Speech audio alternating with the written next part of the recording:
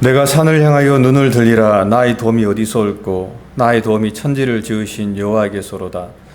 여호와께서 너로 실족지 않게 하시며 너를 지키시는 자가 졸지 아니하시리로다. 이스라엘을 지키시는 자는 졸지도 아니하고 주무시지도 아니하시리로다. 여호와는 너를 지키시는 자라. 여호와께서 내 우편에서 내 그늘이 되시나니 낮의 해가 너를 상치 아니하며 밤의 달도 너를 해치 아니하리로다. 여호와께서 너를 지켜 모든 환난을 명쾌하시며 또 내 영혼을 지키시리로다. 여호와께서 너의 출입을 지금부터 영원까지 지키시리로다. 아멘. 다 같이 신앙 고백하겠습니다. 전능하사 천지를 만드신 하나님 아버지를 내가 믿사오며 그 외아들 우리 주 예수 그리스도를 믿사오니 이는 성령으로 잉태하사 동정녀 마리아에게 나시고 본디오 빌라도에게 고난을 받으사 십자가에 못 박혀 죽으시고 장사한 지 사흘 만에 죽은 자 가운데서 다시 살아나시며 하늘에 오르사 전능하신 하나님 우편에 앉아 계시다가 저리로서 산자와 죽은 자를 심판하러 오시리라. 성령을 믿사오며 거룩한 공회와 성도가 서로 교통하는 것과 죄를 사하여 주시는 것과 몸이 다시 사는 것과 영원히 사는 것을 믿사옵나이다. 아멘. 찬송가 98장, 새 찬송 90장입니다.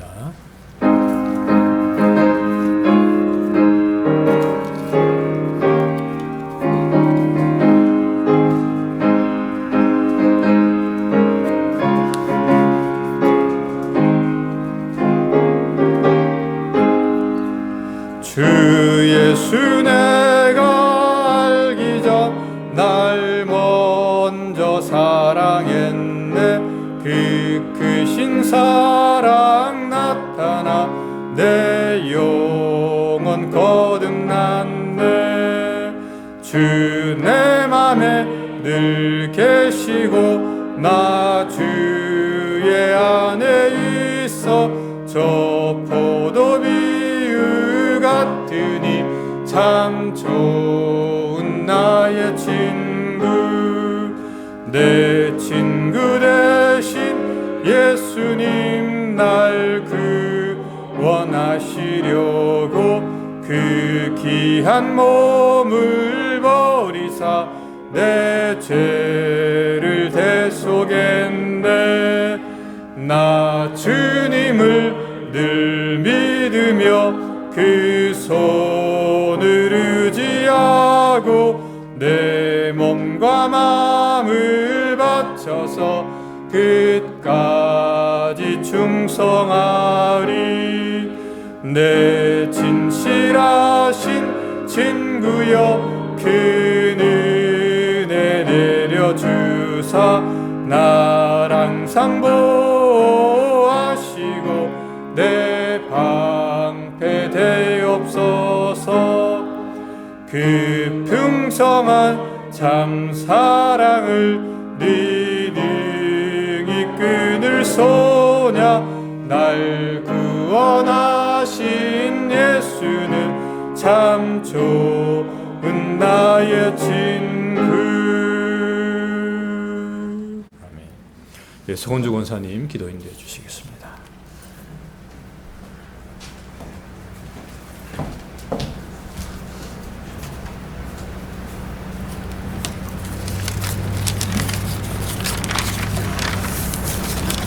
참 좋으신 하나님 아버지, 오늘 구별된 자리에 인도하여 주심과 성령과 진정으로 예비드리는 이 시간에 성령 하나님의 임재가 함께 하시길 간절히 기도드립니다.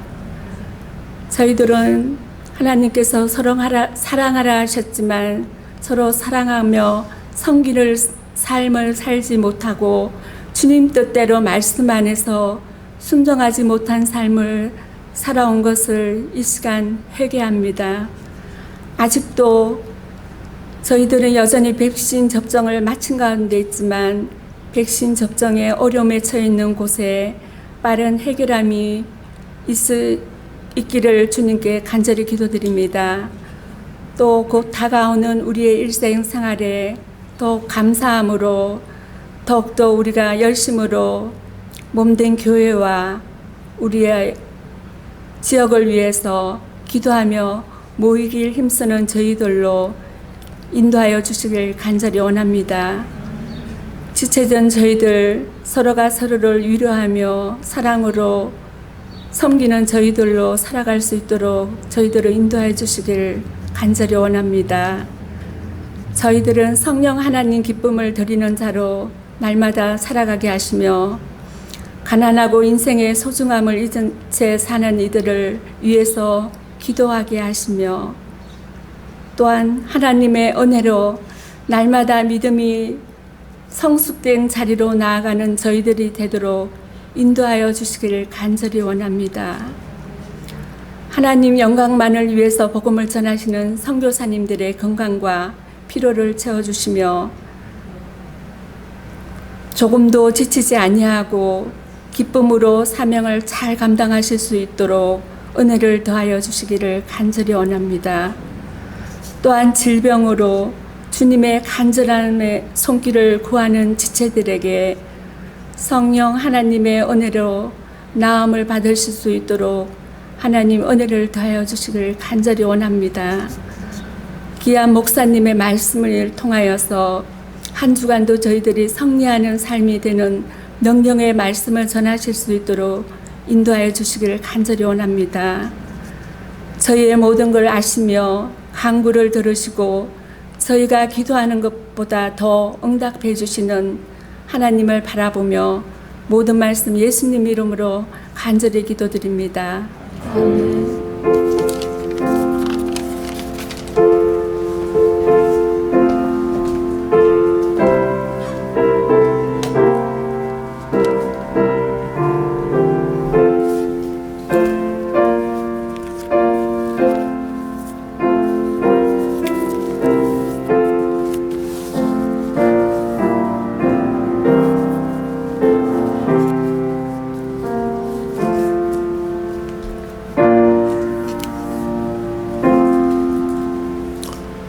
네, 말씀은 요한복음 13장 31절부터 38절 말씀까지입니다.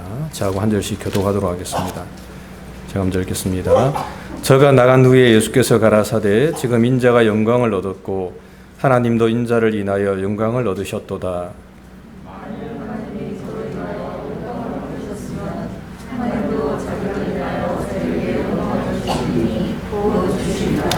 소자들아 내가 아직 잠시 너희와 함께 있겠노라. 너희가 나를 찾을 터이나 그러나 일찍 내가 유대인들에게 너희는 나의 가는 곳에 올 수 없다고 말한 것과 같이 지금 너희에게도 이르노라.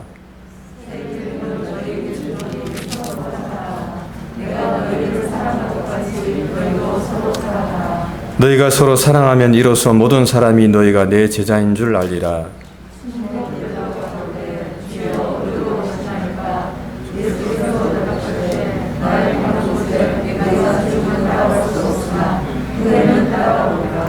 베드로가 가로되 주여 내가 지금은 어찌하여 따라갈 수 없나이까. 주를 위하여 내 목숨을 버리겠나이다.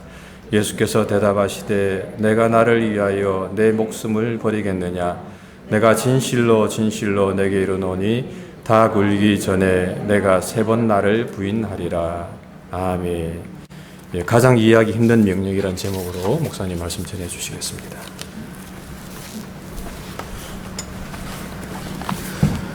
네, 오늘 우리가 요한복음 13장 31절로 마지막 절까지 말씀을 통해서 주님이 제자됨에 대한 가장 중요한 2가지 계명 중에 또 다른 하나를 말씀하시는 것을 대하고 있습니다. 첫 번째는 내 말이 너희 속에 거하는 것, 그것이 참 제자가 되는 방식입니다. 그것을 통해서 진리를 알게 되고 그 안에서 진리로 말미암아 자유하게 된다라고 주님 말씀하셨습니다. 그리고 난 다음에 주님이 잡히시기 전날 밤 성찬을 베푸시고 제자들의 발을 씻기시고 난 다음에 주님이 이렇게 말씀하세요. 너희에게 새 계명을 준다. 그것은 곧 서로 사랑하는 것이다. 너희가 사랑하면 이로써 모든 사람이 너희가 내 제자인 줄 알리라. 이렇게 말씀을 해주셨습니다. 그런데 그렇게 오랫동안 주님을 따라다니던 베드로도 이 주님의 이야기에는 집중하지 않고 있습니다. 그 전 이야기에 집중하고 있죠. 내가 잠시 너희와 함께 있지만 곧 떠날 것이다 라고 이야기할 때 지금 주님이 주시는 새 계명은 무슨 말인지 모르겠고 한마디로 이거죠. 어디 가세요? 이거예요. 어디를 가든지 제가 함께 가겠습니다. 너는 울 수 없다라고 이야기하니까 목숨을 버리겠습니다. 이렇게 이야기합니다. 그러자 주님이 아주 통렬한 지적을 하시죠. 진실로 진실로 내게 이르노니 닭 울기 전에 내가 3번 나를 부인하리라. 아마 평생 베드로는 이 기억의 트라우마에서 벗어날 수 없는 아주 아픈 말씀을 들은 것이죠. 물론 주님의 사랑으로 다 상처는 치유가 되고 또 선한 영향력을 끼치는 위대한 믿음의 사람으로 살았지만 복음이 전파되는 모든 곳에서 이 베드로와 주님의 대화는 항상 전달되고 있는 것을 볼 때에 베드로에게 있어서 이것은 참 큰 상처의 흔적들을 드러내고 있는 것이죠.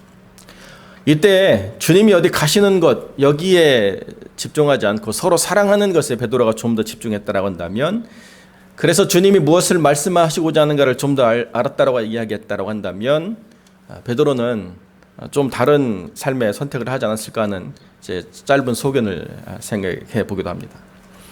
교회 공동체가 이제 하나 된다라고 하는 게 뭐냐라고 얘기할 때 가장 중요한 것, 주님의 말씀이 우리 안에 거하는 것도 중요하지만 또 다른 것은 뭐냐면 우리가 서로 사랑하는 것에 있다. 서로가 사랑함을 통해서 주의 몸된 교회를 이룰 수 있다. 이렇게 이야기해 주는 거죠. 그러니까 주님의 교회로서 한 일원이 되기 위해서 가장 중요한 것은 서로가 사랑함에 있다. 이렇게 이야기하고 있습니다. 어떤 분이 그런 이야기를 하세요. 자기가 몸을 좀 감량하려고 미국 분인데 짐에 갔는데요. 모든 그 짐에 있는 사람이 자기를 이렇게 못마땅하게 쳐다보는 걸 느끼는 거예요.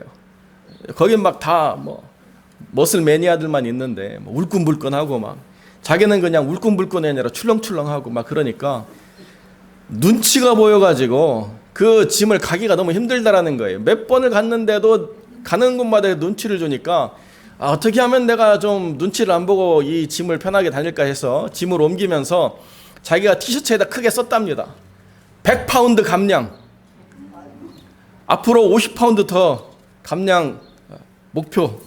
자기가 지금 살은 하나도 안 뺐는데 지금 이 몸이 100파운드 감량한 몸이고 앞으로 50파운드를 더 뺄 예정에다 막 붙였어요. 사람들이 와가지고 막 하이파이브 하고 막 인커리지 해주고 막 어떻게 발을 잡는지 뭐 어떤 프로틴을 먹는 게 좋은지 막 다이어트는 뭘 해야 되는지 막 그렇게 친절하게 자기한테 오더라는 거예요.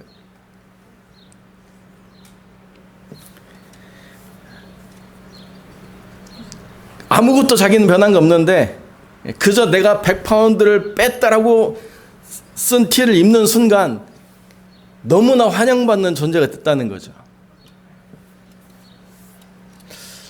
그러므로 말미암아 그 사람들의 한 일원이 되고 막 서로가 친구가 되고 너무 즐거운 기억이 됐다는 거예요.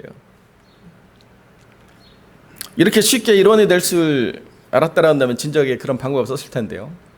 근데 교회의 일원이 된다라고 하는 건요, 티셔츠에다 뭐 하나 써가지고 되는 게 아니에요. 차에다가 비둘기 붙여가지고 되는 게 아니고요.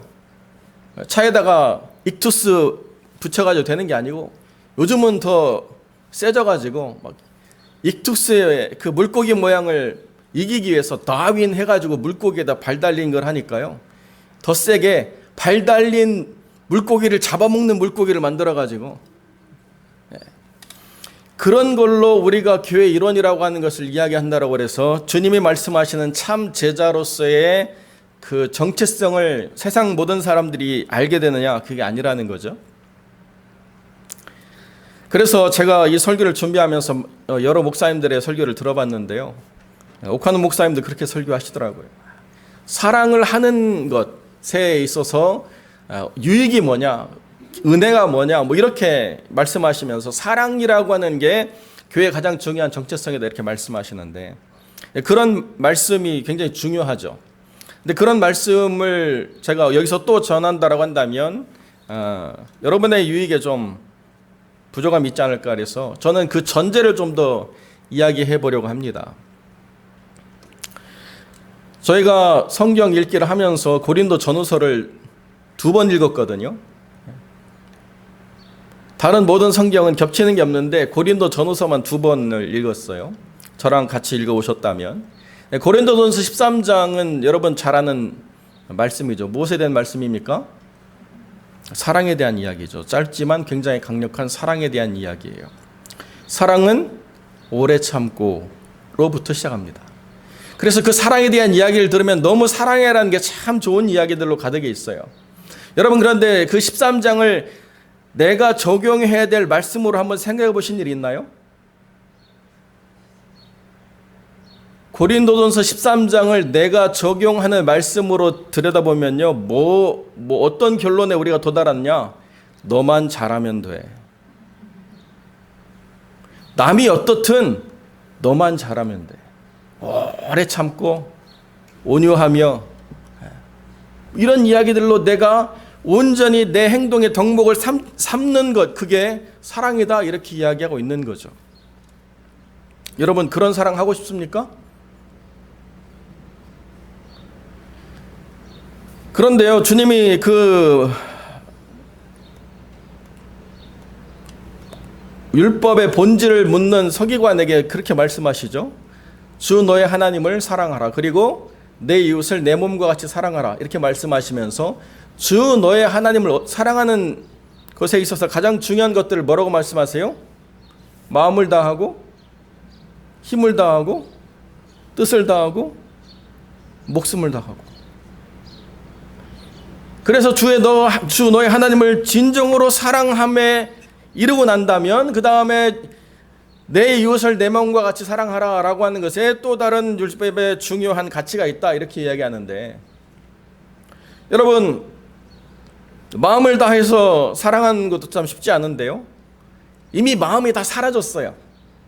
그 사람만 보면 막 우라가 치밀고 밥맛이 떨어지고 그 사람의 숨소리도 듣기가 싫어가지고 뭐 얼굴을 대면하기 싫은데, 마음을 다 쓰고 난 다음에 아직도 뭐가 남았어요? 힘이 남았어요. 힘이 다 지치고 없어도 뭐가 남아요? 의지가 남았어요. 그러고 난 다음에 목숨을 쓰고 나면 사랑이 뭔지는 알겠는데 더 이상 그 사랑이라고 하는 것을 실현할 주체가 있어요, 없어요? 여러분, 목숨이 없어지면 사랑을 실현할 주체가 없잖아요. 하나님 사랑하다가 마음도 쓰고 힘도 쓰고 모든 걸 다 쓰고 난 다음에 목숨까지 쓰고 나니까 나라고 하는 사람이 사랑을 실현할 그 어떠한 정체성의 그 근간이 사라져버렸다는 거예요. 어떻게 내가 내 이웃을 사랑할까를 고민하게 되는 그런 부분이 우리에게 삶에 도래하게 된다, 분명히 보여주고 있는 것입니다. 제가 설교를 준비하면서 릭 립켄이라고 하는 목사님이 쓴 하나님의 광기로 표현된, 직역해도 그거예요. Insanity of God. 하나님께서 좀 미치신 것이다, 이렇게 표현되는 그 책을 썼는데요. 이분은 자기 이름으로 책을 쓰지 않고 이름 아닌 다른 차명으로 책을 썼는데, 왜 그런가? 북아프리카 모슬렘 전문 사역자거든요.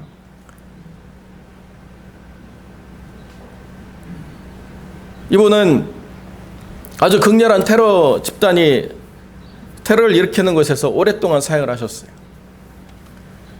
하나님의 부르심을 받고 그렇게 켄터키 시골에 농부의 아들로 커가지고 자기만 유일하게 대학을 간 그런 입장인데, 갑자기 하나님의 부르심을 받아가지고 모든 가족들의 기대를 꺾고 신학교로 가가지고 거기서 선교의 부르심을 받아서 하나님의 나라와 그 영광을 위해서 내가 땅끝까지 복음을 증거하러 가겠습니다 해가지고 간 곳이 북아프리카의 아주 극렬한 그러한 지역, 소말리아죠. 소말리아 가서 사역을 하시는데요, 이루 말할 수 없는 참상들을 보는 거예요.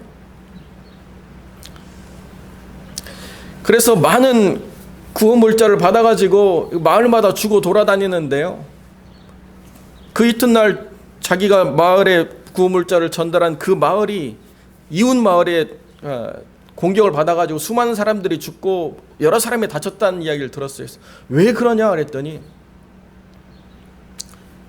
그 공격한 사람들의 입장에서는 저 마을보다 우리가 더 받아야 마땅한데 우리하고 똑같이 나눠줘가지고 그래서 쳐들어가서 다 죽이고 뺏고 약탈하고 가져왔다는 거예요. 저도 문제예요. 심각한 참상들을 오랫동안 겪어나니까 과연 정말 하나님께서 살아계신가? 이 일을 나를 부르셨는가? 궁극적인 그 질문들을 계속 고민하게 되더라는 거죠. 너무 힘들고 지쳐가지고 번아웃이 돼서, 그래서 잠깐 사역을 뒤로 하고 러시아에 가서 러시아에서 박해받은 목사님들과 이렇게 대화를 하는데, 오늘 주보에 실은 내용이 그거예요. 그 오랫동안 공산 치하에서 박해받은 그 수많은 목회자들이 다행히 그 생명을 보존하고 노동 수용소에서 풀려나와서 일상으로 돌아온 사람들을 만나서 그들의 이야기를 듣는데 너무 감동이 돼가지고, 왜 이런 이야기들을 우리에게 알려주지 않습니까? 이런 이야기들을 들으면 고난받고 힘든 사람들이 좀 조금이라도 여러분을 통해서 용기를 얻고 뭔가 다시 소망을 찾을 것 같은데 왜 이런 이야기를 알려주지 않았습니까? 이렇게 얘기하니까요, 나이 많은 목사님이 이리 와보라고 자기를 창문가로 데려가더래요. 그러더니 창문가에 자기를 세우고, 당신 아들이 있죠? 그 아들들을 새벽에 깨워가지고, 야, 이제 곧 해가 뜰 거야, 해를 맞을 준비를 해라, 이렇게 이야기한 적이 있습니까? 그런 적은 없죠. 해는 늘 뜨는 거고 언제나 뜨는 건데 그걸로 아이들을 깨울 그럴 일이 뭐가 있습니까? 그랬더니 그 오랫동안 핍박과 고난을 받고 겨우 목숨을 부지한 채 자기의 삶으로 돌아온 그 나이 많은 목사님이 그 얘기하더라는 거예요. 날마다 해가 뜨는 것처럼 우리의 일상에 늘 박해가 있습니다. 그것이 뭐가 더 특별한 것이겠습니까? 자기가 그 이야기를 듣는 순간에 너무 큰 충격이 됐다는 거예요. 그런 핍박과 그런 어려움이라고 하는 것은 해결해야 될 문제고 극복해야 될 과제고, 더 이상 그것이 우리의 삶을 힘들게 안 해야 될 그런 상황이라고 생각했기 때문에 자기는 계속 그런 핍박이 오니까 지치고 힘들고 버티기 어려워서 더 이상 하나님을 신뢰한다고 하는 것이 막 너무 힘들어졌는데요, 관점이 바뀌고 나니까 그럼에도 불구하고 하나님이 나를 여기에 보내신 이유를 알겠구나, 그런 생각을 하게 되더라는 거죠. 지금 주님이 가장 중요한 이 계명을 제자들에게 이야기하는데, 어떤 제자도 이 이야기를 받아들이지 못하고 다른 것만 지금 관심이 있어요. 지금 예루살렘에 와가지고 이제 곧 주님이 이 땅의 왕이 될 텐데 어딜 가십니까 도대체? 어딜 가든지 나를 데리고 가십시오. 내 목숨을 걸고라도 주님 따라다녀서 내가 여기까지 온 것에 대한 보상을 받겠습니다, 이런 이야기하고 있는 거예요. 그런데 주님이 지금 당하는 모든 것을 고난이다라고 요한은 얘기하지 않는다는 거예요. 영광이다, 이렇게 얘기한다는 것입니다. 하나님께서 지금 나로 인해서 영광을 얻으셨고 하나님도 나를 영화롭게 하실 것이다. 이게 지금 내가 너희를 사랑하기 때문에 받는 중요한 가치라는 거예요. 그래서 주님을 사랑한다라고 하는 것이 무엇이냐를 베드로가 이해하지 못했지만은, 그럼에도 불구하고 주님께서 이 제자들을 사랑하셨기 때문에 지금은 따라올 수 없지만 그러나 언젠가는 따라오게 될 거야 라고 말씀을 하신다는 거예요. 자, 그렇기 때문에 우리가 무언가를 사랑한다라고 하는 것에 대한 그 희생, 그 지불해야 될 값이 무엇인가를 우리가 바르게 이해하지 않은 채 주님을 사랑한다라고 하는 것은 그 사랑의 금방 끝이 도래할 수밖에 없는 그런 이해의 부족이 분명히 드러나게 된다는 것입니다. 그리고 더 중요한 건 뭐냐면, 여러분, 믿음과 소망과 사랑이 언제까지 존재한다고 성경이 이야기해요? 영원히 있는 거예요. 다시 말씀드리면 사랑이라고 하는 건 영원의 속성이에요. 잠깐 살다가 사라질 인생이 영혼을 담아낼 수 없기 때문에 하나님을 사랑한다라고 하는 그 사랑은 영혼의 속성이기 때문에 부분을 살다가 사라지는 인생이 영혼을 담아낼 수 없는 건 너무나 마땅한 것입니다. 그런데 주님이 그럼에도 불구하고 내가 너희를 사랑한 것 같이 서로 사랑하라고 하신 가장 중요한 의미를 무엇일까를 우리가 깊이 생각해 봐야 된다는 거예요. 요한은 이것을 통해서 제자됨의 가치를 이야기해 주고 난 다음에 요한일서 4장 10절부터 12절까지 다시 이야기해요. 사랑은 여기 있으니 우리가 하나님을 사랑하는 것이 아니요 하나님이 먼저 우리를 사랑하사 자기 아들을 화목제물로 우리에게 허락하셨다. 어느 때나 하나님을 본 사람이 없으되 우리가 서로 사랑하면 이로써 우리가 하나님의 제자인 줄 알리라. 우리가 사랑하면 하나님 우리 안에 거하시고 하나님의 사랑이 우리 안에 거하게 된다. 이렇게 이야기해 주고 있다는 것입니다. 12절에는 분명히 조건적으로 이렇게 얘기하는데요. 만일 우리가 서로 사랑하면, 이게 조건이에요. 그리고 나면 하나님이 우리 안에 거하시고 하나님의 사랑도 우리 안에 온전히 이루게 되느니라. 이렇게 설명해 주고 있다는 것입니다. 그러니까 우리가 사랑하는 것을 하나의 동기로 우리가 무언가를 하면 그것이 우리가 행하는 것에 의미를 부여할 그 무엇이 아니고 우리가 사랑을 함으로써 이루는 궁극적인 게 뭐냐면 하나님의 임재와 그 사랑의 거룩한 역사를 우리가 보게 된다.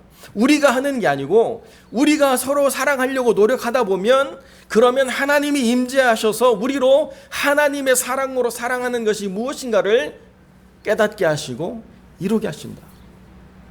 이게 하나님이 우리에게 주시는 가장 중요한 가치라는 거예요. 그런데 우리는 우리가 사랑을 할 수 있다고 생각해요. 그리고 우리가 그 사랑을 하다가 지치면 그 지친 상황이 끝이라고 생각해요. 시작도 우리가 하고 마침도 우리가 한다고 생각해요.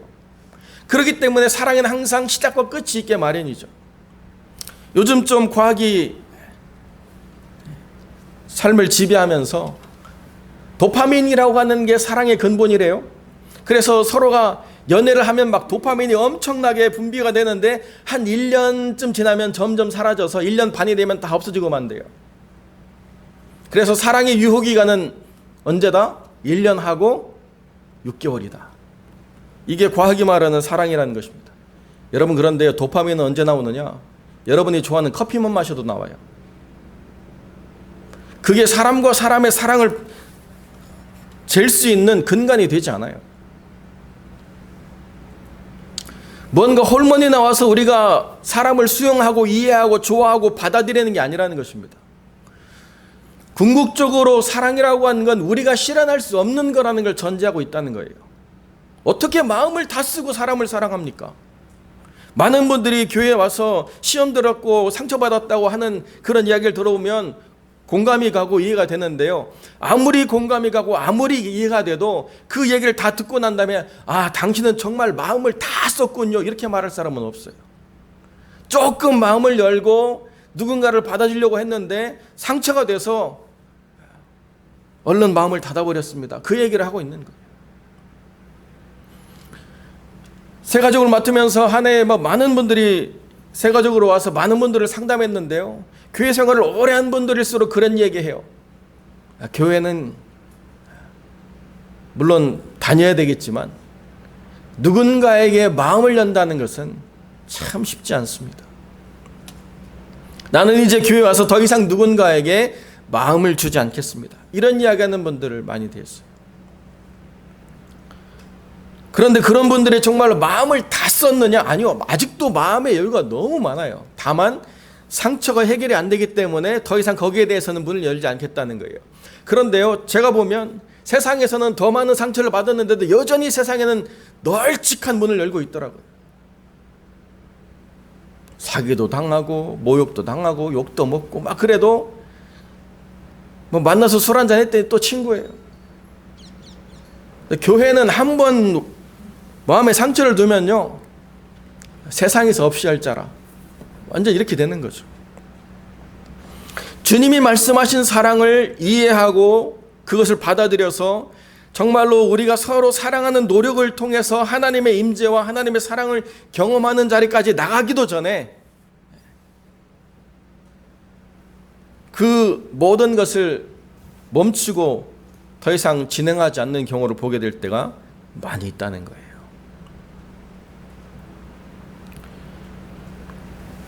왜 우리가 하나님의 참 제자로서 온전한 그 모습을 살아갈 수 없느냐라고 이야기할 때 가장 중요한 것, 요한이 얘기한 것처럼 하나님의 말씀이 우리 안에 거하지 않기 때문이고, 둘째는 하나님의 사랑이 우리 안에 거하지 않기 때문이라는 거예요. 우리가 우리의 힘과 우리의 노력으로 사랑하려다 지치고 절망하고 끝내버리는 일들만 우리가 보게 되고, 하나님의 사랑으로 사랑하는 법들을 잘 배우지 못한 채 그냥 그 자리에서 모든 것이 끝났다라고 말하는 경우를 보게 된다는 것입니다. 저는 교회에서 어릴 때부터 쭉 자라왔고 교회의 오래된 모습을 참 많이 봤습니다. 그런데요, 정말 교회에서 큰 사랑도 받았지만 정말 교회에서 큰 상처도 받았어요.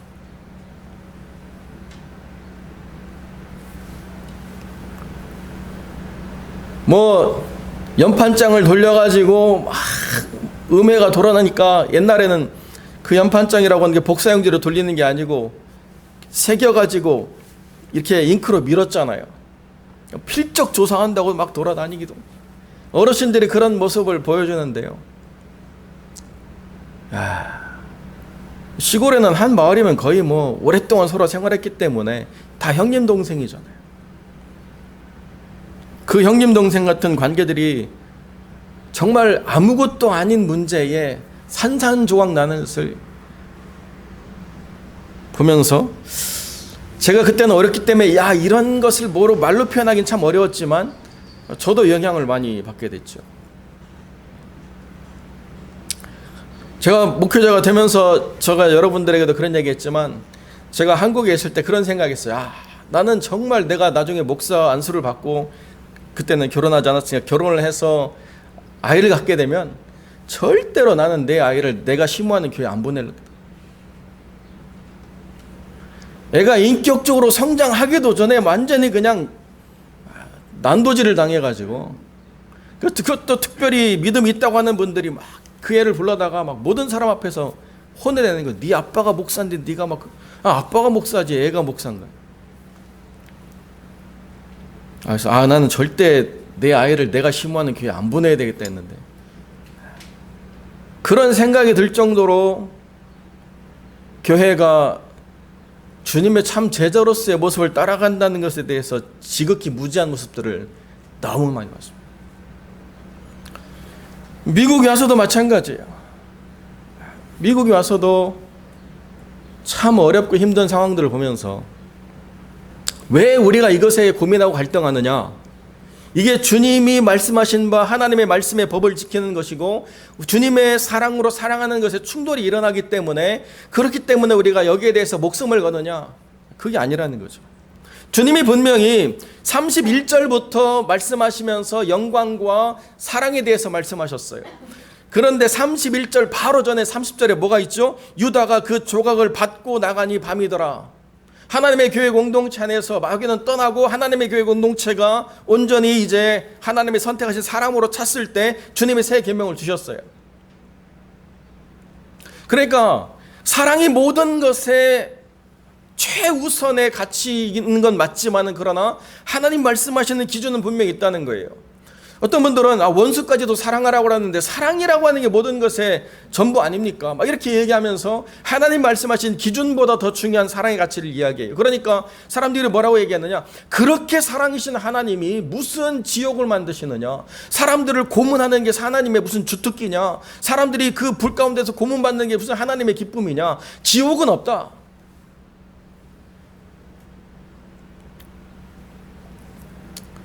사랑 제일주의, 뭐 그걸로 모든 걸 다 쓸어버리는 거예요.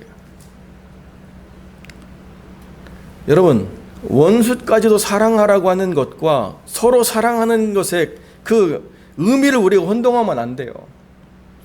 우리가 초를 켜서 불을 우리가 피울 때에 그 불빛의 영향력이 어디까지 미쳐야 되느냐라고 하는 것과 우리가 스스로를 녹이는 초로 하나가 되는 것과는 다른 거죠. 영향력은 원수에게까지 미칠 수 있어요. 그러나 우리가 그 하나 되어서 빛을 발하는 것에 거룩한 주체가 되는 것은 원수는 아니에요. 거룩한 하나님의 자녀로서 온전할 때 우리가 빛을 발할 수 있는 거고, 그 선한 영향력이 원수에게까지 미칠 수 있는 걸 이야기하는 거죠. 그러니까 교회 공동체가 순전해야 된다는 것은 틀림없는 사실인데 뭘로 순전할 거냐? 말씀과 사랑으로 순전해야 돼. 그런데 우리가 사랑을 한다라고 착각하기 때문에 하나님의 임재와 온전한 사랑을 우리가 실현하기가 어려운 모습을 드러낼 때가 있다는 것입니다. 우리는 사랑에 대해서 사실 무지한 자예요. 우리는 무언가 사랑한다라고 말하지만 그 사랑의 파편을 가지고 있을 뿐이지 온전히 무언가를 사랑하기가 굉장히 힘든 그런 존재들이라는 거죠.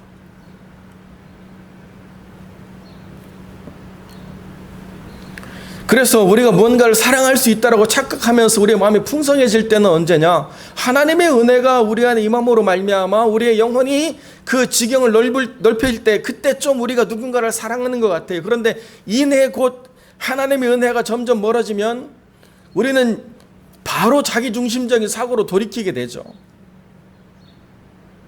나한테 왜 이래?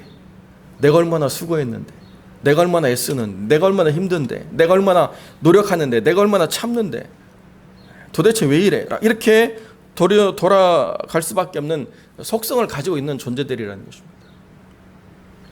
그렇기 때문에 지금은 올 수 없는 그런 제자로서 베드로가 등장하지만 모든 제자들이 다 거기에 left behind, 뒤쳐져 있었다는 거예요.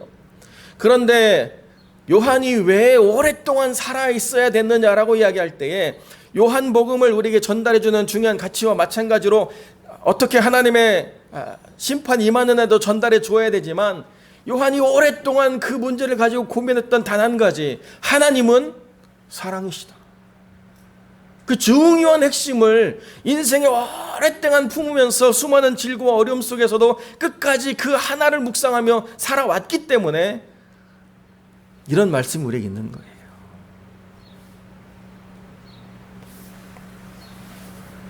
우리는 우리의 눈앞에서 무언가가 이루어지고 우리의 눈앞에서 무언가가 이렇게 열매 맺어지면 야, 하나님 정말 멋있다.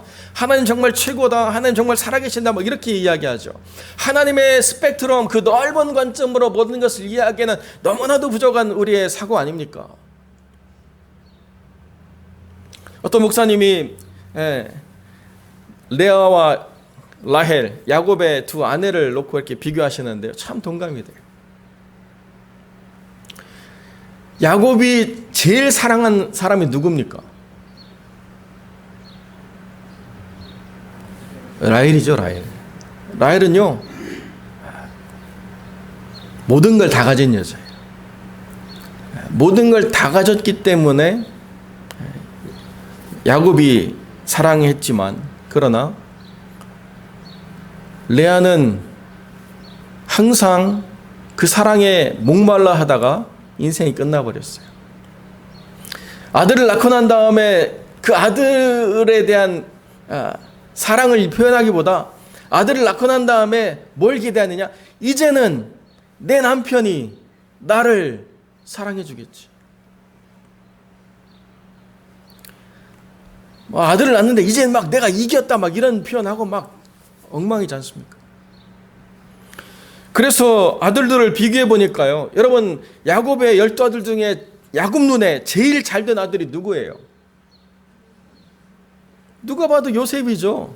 애굽의 총리가 되고 자기의 모든 어려움들의 궁극적인 해결이 되고 자기 모든 식솔들이 다 그곳에 가서 존경과 그런 모든 삶의 질적인 부분들을 보장받는 그런 모든 것들을 누렸어요. 여러분, 그런데요, 결국 레아의 아들들만 남았어요. 레아가 남편의 사랑에 목말랐지만 하나님과의 깊은 관계 속에서 삶의 본질적인 문제를 놓고 계속 고민해요. 그러면서 이제 마지막으로 낳은 네 번째 아들이 뭐냐? 유다예요. 하나님을 찬송합니다. 그리고 더 이상 아들을 낳을 수가 없었어요. 여러분, 그런데요, 우리 눈에 보이는 스펙트럼에서는 내 눈에 볼 때 야곱이 살아생전에 가장 하나님 복되게 하신 게 요셉인데, 이스라엘 전 역사를 놓고 보면 지금 뭐만 남았어요? 유다의 사람들만 남았어요. 유대인이라고 얘기하잖아요. 그 유다에서 다윗의 왕의 가문이 나왔고요. 그 유다의 혈통을 통해서 주님이 오세요. 우리는 우리 눈에 보는 것으로 하나님의 사랑을 재고 판단해서 내가 이겼다, 내가 잘됐다, 내가 높아졌다, 내가 능력 있다, 내가 모든 것을 다 누린다라고 이야기하지만 하나님의 큰 관점에서 보면 천대까지 복을 받는 삶으로 그 약속을 누리는 인생을 누가 살았느냐? 레아가 심고 그 모든 족속들이 거두는 삶을 살았다는 거예요. 우리의 좁은 관점으로 하나님을 판단하려고 보면 지금 당장이 가장 중요하지만, 그러나 하나님의 사랑을 큰 관점으로 보면 천대까지 베푸시는 사랑을 누가 누리며 살아가는가를 바라보려고 하면요, 역사가 필요해요. 역사가. 하나님이 이루시는 그 모든 역사를 바라보면 하나님이 이렇게 사랑하시는구나, 이렇게 하나님을 사랑하는 한 여인을 하나님이 이렇게까지 복되게 하시는구나 라고 하는 것을 우리 역사 속에서 계속 보게 된다는 거예요. 삶의 모든 문제를 우리가 받아들이면서 하나님을 어떻게 사랑할 것인가의 이 문제를 가장 깊이 바라본 요한을 통해서 제자라고 말하는 모든 사람들이 가장 이해하기 힘든 명령을 주님이 왜 그 순간에 이야기하셨는가를 요한은 오래도록 품고왔다는 거예요. 태초에 계신 말씀이 얼마나 우리를 사랑했는가, 그리고 이 남겨진 교회 공동체가 이 핍박과 이 어려움 속에서 살아남을 수 있는 유일한 그 힘이 무언가를 이야기할 때에 하나님의 말씀이 우리 안에 있지만 하나님의 사랑이 우리 안에 있지 아니하면 우리는 또 다른 바리새인이 될 수밖에 없다. 그렇기 때문에 내가 사랑의 주체가 아니라 내가 사랑을 노력하지만 그러나 하나님의 사랑의 주체가 되도록 하나님의 임재를 구할 때에 하나님의 그 손에 붙잡힌 바 된 심령으로 하나님의 사랑을 드러내는 삶이 될 때 참 제자의 삶을 살아갈 것이다.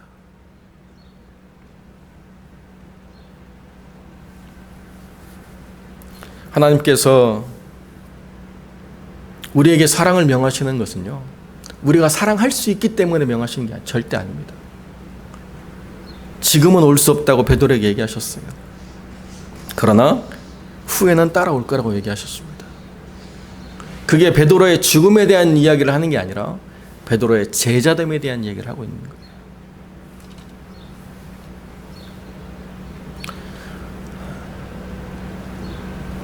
어떤 분은 그런 이야기 하세요.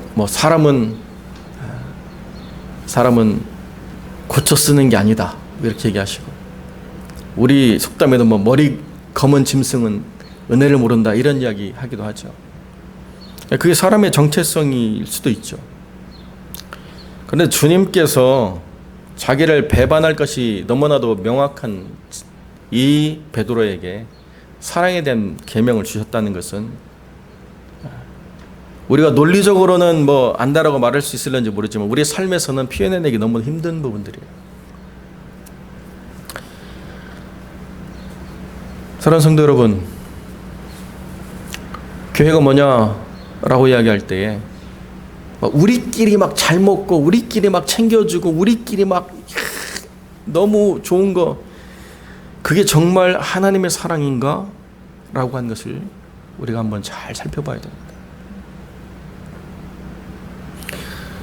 우리가 서로 좋아하는 게 정말 하나님의 관점에서 표현되어지고 있는 건가? 우리가 서로 사랑한다라고 하는 것을 하나님의 관점에서 어떻게 우리가 바라보고 이해하는가를 분명히 이해하지 않으면 그냥 서로가 서로 끼리끼리로 끝나다가 결국에는 분열되고 결국에는 서로를 미워하는 그런 부분을 볼 수밖에 없다는 것입니다. 하나님을 사랑하는 사랑으로 서로가 사랑하게 될 때에 건강하게 균형 잡힌, 그리고 온전하게 하나님의 손에 붙잡힌 하나님의 관점에서 온전한 제자로서의 세움과 성장이 있는 그런 사랑으로 우리가 나아가게 된다는 거예요. 그렇게 하나님이 우리를 사랑하셨는데 우리가 왜 사랑하지 않는가라고 하는 건 우리의 본질이 그렇기 때문에 그런 것입니다. 정말 중요한 것은 그럼에도 불구하고 우리가 그 사랑이라고 하는 것을 놓치지 않고 끊임없이 하나님 앞에서 묻고 하나님의 도우심을 구하고 하나님이 이 문제를 풀어주기를 우리가 간구할 때에 우리가 모든 문제에서 완벽한 존재의 사람이 되어지는 않는다 하더라도 우리를 통해서 하나님이 이루시고자 하는 거룩한 뜻을 하나님 펼침과 동시에 우리를 사랑하시는 하나님의 사랑을 통해서 또 다른 누군가가 하나님의 사람이 되고자 하는 거룩한 변화들을 맛보고 경험하게 될 수 있다는 거예요.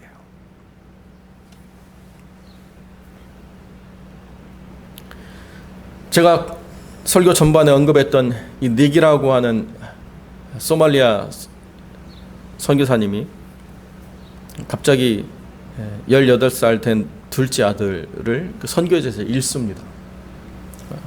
갑자기 호흡곤란이 와서 심정제 와가지고 이제 잃어버리는데요. 자기를 도왔던 모슬렘들이 와가지고 그 장례를 참여하면서 그 전까지는 하지 못했던 깊은 영적인 질문들을 하게 되더라는 거예요. 우리는 죽으면 어디로 갈지 모르는데 예수 믿는 당신은 어디로 갈지를 안다는 게 난 너무나도 부럽고 또 두렵습니다. 내가 어떻게 인생을 살아가야 될까를 나는 지금 고민하고 있습니다.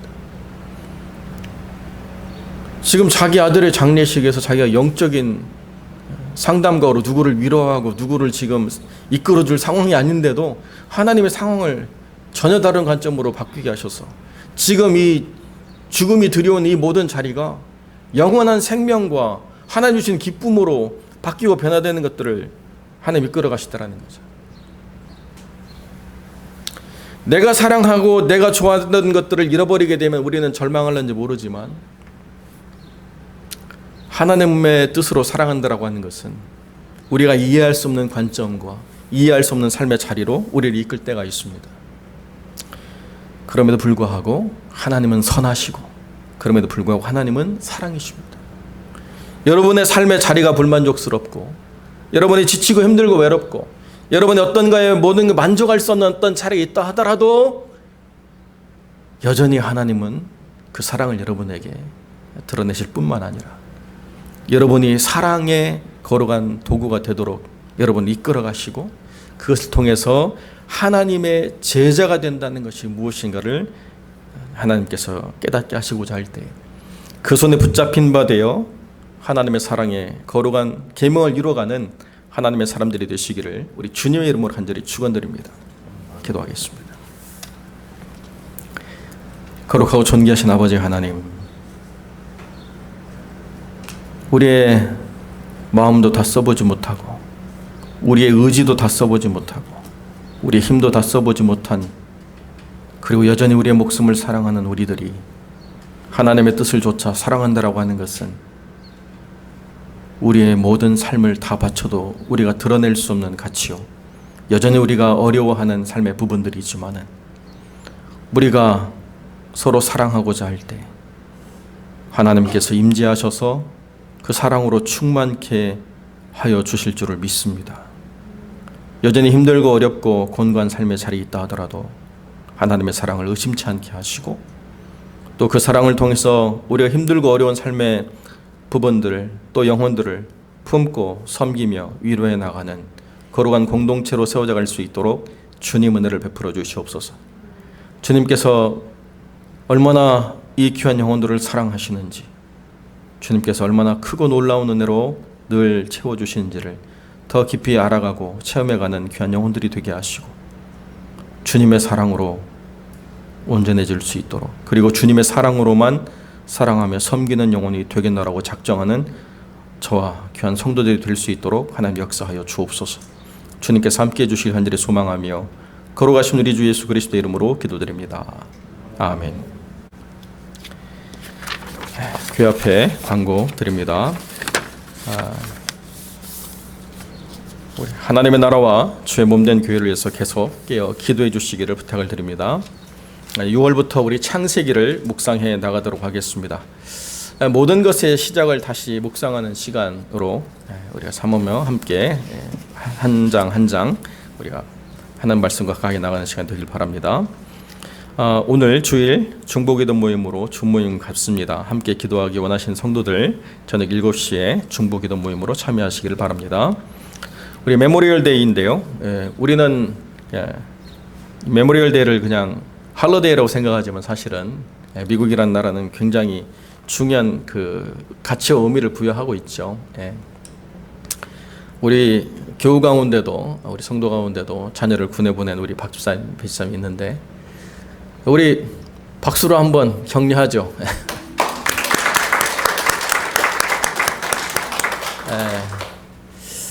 지금 새로운 정권이 들어서면서 전 세계적으로 안정이 되어야 되는데 또 불안이 더 높아지고 있는 것 같아서 염려가 됩니다. 그럴 일은 없지만 우리 원상이가 끝까지 안전하게 있다가 제대할 수 있도록 여러분 기도해 주시고요. 또 메모리얼 데이 롱 위켄드 주간으로 인해서 우리 장거리 여행을 떠난 성도들이 있는 것 같은데요. 안전하게 다녀올 수 있도록 우리 기도해 주실 부탁을 드립니다. 우리 가운데 환우들 위해서 계속 기도해 주실 부탁을 드립니다. 여러분이 알고 있는 삶의 어려움들 또 우리 모두가 다 알고 있는 아픔들을 위해서 기도해 주시고 의료 현장 또 필수 사업장에서 수고한 성도들의 안전을 위해서 함께 기도해 주실 부탁을 드립니다. 선교지의 사역자들을 위해서 우리가 특별히 더 기도해야 되는데요. 주중에 김세현 선교사님 우간다에서 소식 보내셨는데 이제 온 지 얼마 안 된 신입 선교사님, 한국 선교사님이 코로나로 하나님의 부르심을 받으셨다고 그렇게 소식을 전해왔습니다. 케냐에서부터 이제 확산된 이 코로나 변형이 이제 우간다를 점점 잠식해 들어가고 있는 것 같아요. 그래서 우간다도 곧 락다운을 하지 않을까 이렇게 생각을 하고 그러면 아마 6월에 예정하는 방문이 어렵지 않을까 이렇게 생각을 하고 있습니다. 여러분, 우리는 이제 백신을 맞아서 좀 해방되는 느낌이 있지만 아직까지도 여러 곳에서 우울한 상황들이 지속되고 있는 것을 여러분 기억하시면서 여러분 기도해 주시고 속히 이 질병이 치유될 수 있도록 이것을 통해서 오히려 하나님의 그 뜻대로 많은 사람들이 하나님 앞으로 나오는 그런 계기가 될 수 있도록 기도해 주시길 부탁을 드립니다. 6월 우리 기도로 섬기는 영혼들 공지해 드립니다. 여러분 보시고 혹시 조정할 부분이 있으시면 저에게 말씀 주시길 바랍니다. 우리 추가적인 광고의 말씀 없으시면 찬송 506장 새 찬송 453장 함께 찬양드리겠습니다.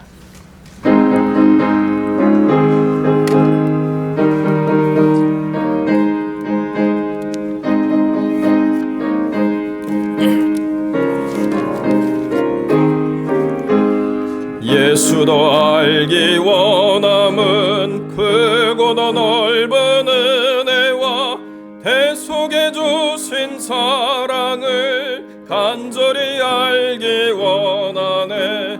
내 평생의 소원, 내 평생의 소원, 대속해 주신 사랑을 간절히 알기 원하네. 성령이 스승되셔서 진리를 가르치시고 거룩한 뜻을 깨달아 예수를 알게 하소서. 내 평생의 소원, 내 평생의 소원, 대속해 주신 사랑을 간절히 알기 원하네.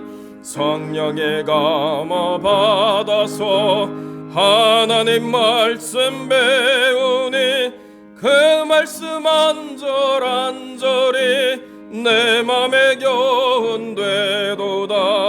내 평생의 소원, 내 평생의 소원, 대속해 주신 사랑을 간절히 알기 원하네. 예수가 계신 보좌는 영광에 둘러 있도다. 평화의 왕이 오시니 그 나라 왕성하도다. 내 평생의 소원, 내 평생의 소원, 대속해 주신 사랑을 간절히 알기 원하네. 아멘. 우리 함께 기도하겠습니다. 거룩하고 존귀하신 아버지 하나님, 감사와 영광을 주께 돌립니다. 이 한 달을 주님의 사랑과 은혜로 살았고 또 우리가 주님을 신뢰함으로 다가오는 삶의 시간들 속에서도 주님의 신실하신 사랑을 의지하여 담대하게 믿음의 길을 걸어가게 하실 줄로 믿습니다. 주님이 베풀어 주신 은혜에 감사로 드리는 모든 예물과 또 그 선한 마음들을 주님께서 받아주셔서 그 삶에 주님이 채우시는 그 은혜로 말미암아 어떤 상황이든 감사하고 어떤 어려움에도 기쁨을 잃어버리지 않는 믿음의 사람들 될 수 있도록 주님 은혜를 베풀어 주시고 감사와 기도를 통하여 삶을 평탄케 하는 지혜로운 믿음의 사람들이 될 수 있도록 주님 은혜를 베풀어 주시옵소서. 아버지 하나님, 사랑하는 자녀들의 모든 길을 형통하게 하시고 그 자녀들이 부모의 품 안에 있든지 그 품을 떠나 있든지 다 하나님의 귀한 아들 딸들이오니 주님께서 그 삶을 걸음걸음 인도하시고 친히 보존하여 주옵소서. 아버지 하나님, 아프고 어려운 상황 가운데 있는 우리의 성도들을 붙잡아 주시고 그들의 모든 삶을 주님께서 치유하시고 온전케 하시며 아버지 하나님, 선교의 모든 현장을 돌아볼 때에 우리가 느끼는 이 삶의 모든 여유와 또 평화로움을 누릴 수 없는 참혹한 모든 자리 속에서도 주님이 거기 계시고 그들을 섬기시며 그들을 위하여 일하고 계심을 친히 증거하시고 하나님의 종들을 통하여 그들이 위로를 받으며 새 힘을 얻는 놀라운 역사를 허락하여 주옵소서. 이제는 우리 주 예수 그리스도의 은혜와 아버지 하나님의 사랑과 성령의 교통하심이 하나님의 말씀을 조차 서로 사랑함을 통하여 참된 제자됨을 드러내기를 소망하는 거룩한 성도들 머리 위에 이제로 영원토록 함께 계실지어다. 아멘.